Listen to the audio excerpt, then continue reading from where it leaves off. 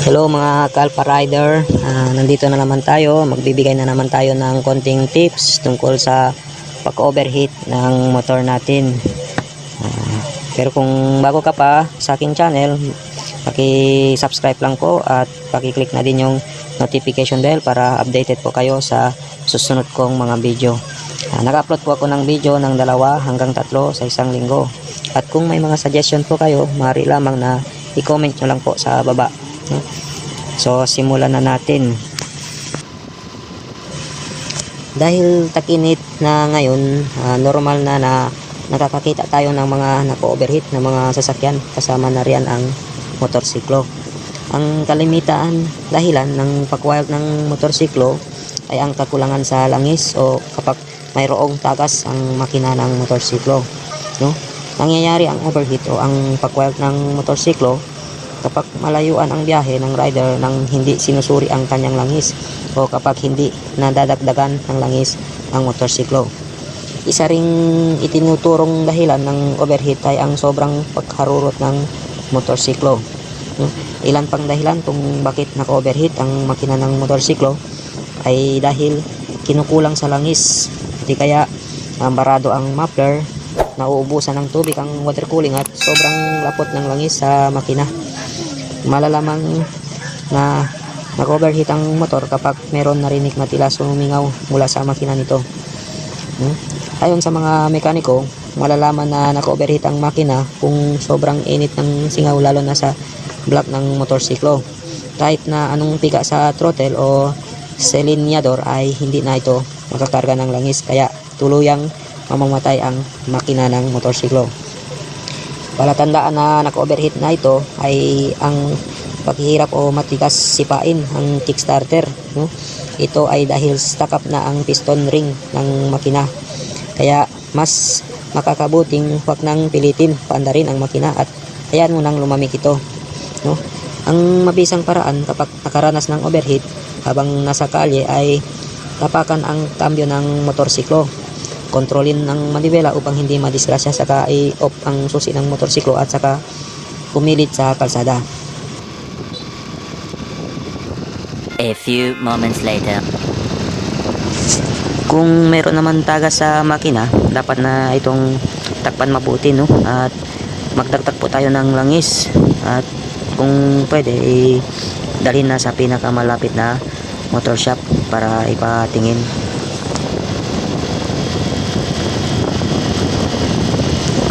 Ayon sa mga eksperto, kapag nag-overheat ang makina ay bigla itong hihinto, kaya mainam na hayaan lumamig ang makina. Marami sa mga rider na inaakalang pumalya lang ang spark plug ng motorsiklo kapag tumirik, subalit mainam na huwag munang baklasin kapag mainit pa ang spark plug. Kapag nagkamali ka ng baklas at kabit ng spark plug, may posibleng masira ang thread ng cylinder head ng motorsiklo at posibleng lalong lumala ang sira, no? Sa mga 4-stroke, siguraduhin maayos at nasa hustong dami ang langis ng makina.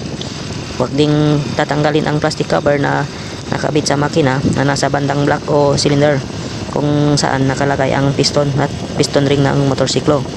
Ito kasi ang nagsisilbing cooling system.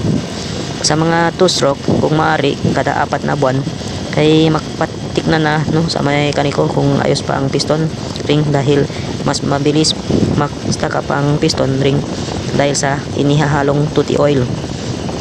Sa mga motorsiklong ginawang tricycle ay siguraduhin nasa tamang break-in ang makina bago kabitan ng sidecar at ipasada. Kapag nakaranas ng overheat ay patingnan na sa mekaniko ang motorsiklo, dahil kapag hindi ay siguradong muli itong mako-overheat.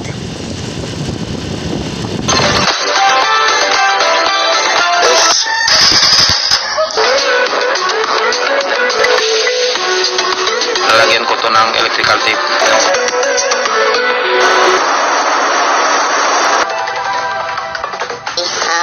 Pinutol natin yung wire na black na may lining na.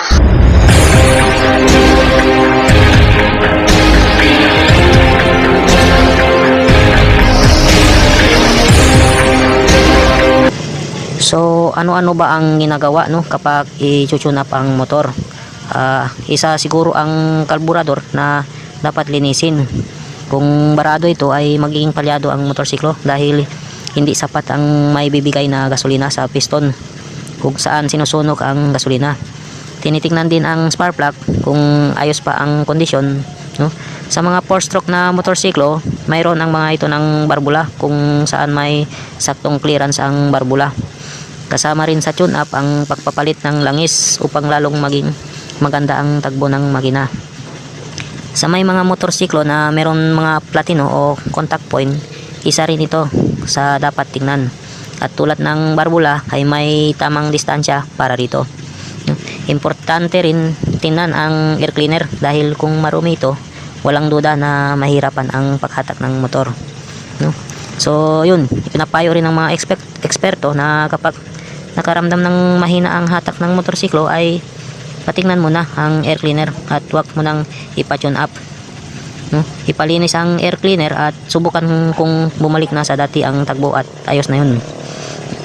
Walang bilang ng buwan kung kailangan dapat i-tune up ang motorsiklo, no? So hindi tayo sumusunod sa buwan dahil delikado rin kapag laging ginagalaw ang barbula na pwedeng ikasira agad nito, no? So hindi pwede kada buwan. Kung makakaramdam ng pagbabago sa hatak ng motorsiklo, yung pumupugak at pagbago-bago ang menor ay patingnan na sa mekaniko, no? Dalhin na natin sa motor shop. Kailangan ng ma-tune up. Hindi madaling mag-tune up ng motorsiklo, no? Dahil kailangan talaga mga eksperto ang gagawa nito. Dahil baka lalong lumala at lumaki ang gagastusin at malamang na itiri ka pa ng habang nagbibiyahe.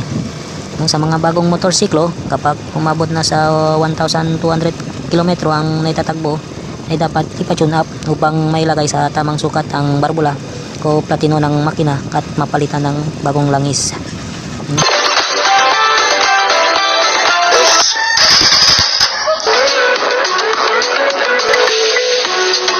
Lalagyan ko to ng electrical tape.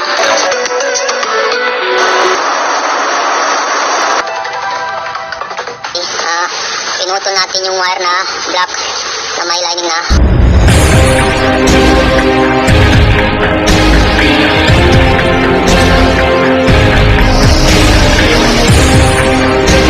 Kung bago ang ating motorsiklo, importante na maayos ang pagkawaka break-in, no? Pero bakit nga ba kailangan na i-break-in ang motorsiklo, no? Importante na ma-break-in ang motorsiklo guys upang maging suabe ang tagbo nito sa mga darating na araw, no? Kailangan kasing lumapat ang piston ring at ang piston upang maganda ang maging performance ng ating motorsiklo, no? Yung mga motorsiklong na may barbula katulad ng mga 4-stroke, pinapalapit, no, ang barbula ng mga ito. Kailangan ang tamang break-in, sabi nga ng kasabihan, lahat ng bagay ay may kanya-kanyang panahon. Kaya maging sa pagmamaneho at kahit sa pagbi-break-in ay kailangan din ng timing, no? Ang kagandahan nga lang sa break-in, kahit anong panahon ay pwede ito, no? So subalit na mainam na gawin ang break-in sa umaga o kaya sa gabi dahil parehong malamig ang panahon, no? Dahil mas malakas ang makinit ang motorsiklo lalo na sa mga air cooling type, no? Kapag nasa traffic tayo guys, no? Kahit na sa mga water cooling ay kailangan din ang hangin upang lumamig ang radiator sa pinaklalagyan ng tubig. So iwasan iharurot agad ang motorsiklo dahil masikip pa ang piston ring ng mga ito at posibleng mag-overheat agad. So pinakamainam na hindi lampas ng 60 km/h, no, ang bilis ng motorsiklo kapag under break-in upang mapuwersa. So kapag umabot na sa 600 km na ang natatakbo ng motorsiklo at swabe na ang menor ay tapos na ang break-in ng motorsiklo, no? Sa mga motorsiklong balag gawing tricycle ay pabutin hanggang 1,200 km ang naitatagbo bago kabitan ng sidecar, no? Ito ang epekto ng maling break-in, no? Posible sa mga susunod na mga araw ay pwedeng makaranas ng overheat ang makina at magiging hindi maganda ang tagbo nito. kailangan din i-break in ang mga lumang motorsiklo kapag pinalitan ng piston at piston ring upang lumapat ang mga ito, no? So yun guys, hanggang dito na lang po yung video ko. At sa mga bago pa sa aking channel, maaari lamang na paki-subscribe lang po at paki-pindot ang notification bell para updated po kayo sa susunod kong video, no? At sa lahat ng mga sulit subscriber ko, no, gusto ko lang sabihin sa inyo na maraming salamat po, dahil po sa inyo kaya patuloy po akong gumagawa ng video, no? At kung sakaling magra-ride man po kayo sa labas o sa highway, huwag nyo po sana kalimutan na magsuot ng helmet para sa ating kaligtasan, no? So yun lang po, God bless at ingat po sa pagmamaneho.